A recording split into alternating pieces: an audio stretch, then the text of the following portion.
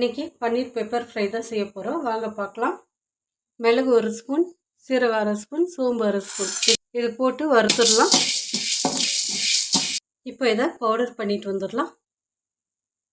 இப்போ கொஞ்சமாக எண்ணெய் ஊற்றிக்கலாம்.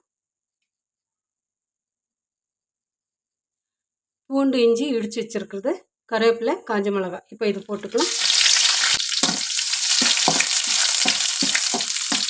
பெரிய வெங்காயம் 2 எடுத்துருக்கேன், இதையும் போட்டுக்கலாம்.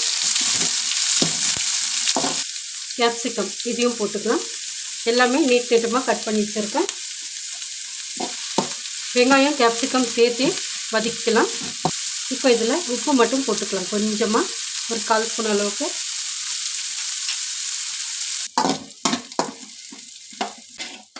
நல்லா இந்த அளவுக்கு வதக்கி விட்டுட்டு இப்போ மசாலாலாம் போட்டுடலாம்.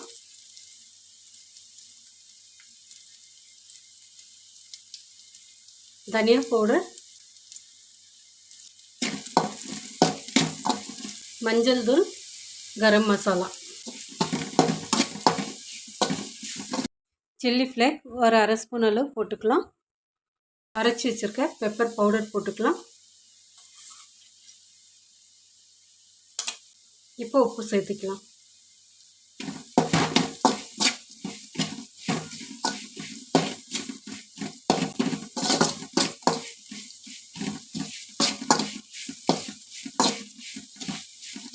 இதெல்லாம் லேசாக ஃப்ரை பண்ணிவிட்டு 2 ஸ்பூன் அளவுக்கு தண்ணி ஊற்றிக்கலாம்.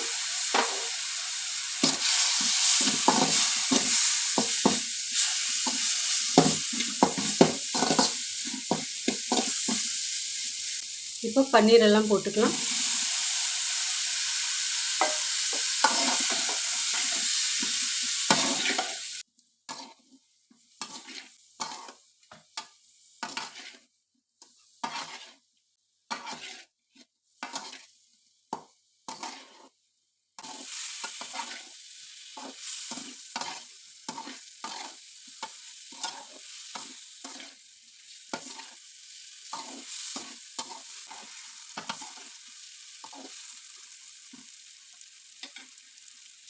இப்போ பன்னீர் பெப்பர் ஃப்ரை வந்து ரெடி ஆகிடுச்சு.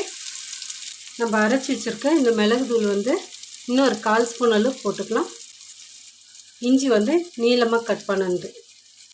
உங்களுக்கு இப்படி விருப்பம் இருந்தாக்கா இப்படி கட் பண்ணி போட்டுக்கோங்க, சாப்பிடும்போது நல்லாயிருக்கும்.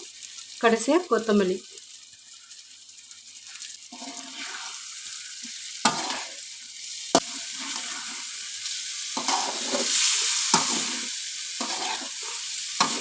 அவ்வளோதாங்க, பன்னீர் பெப்பர் ஃப்ரை ரெடி ஆகிடுச்சு.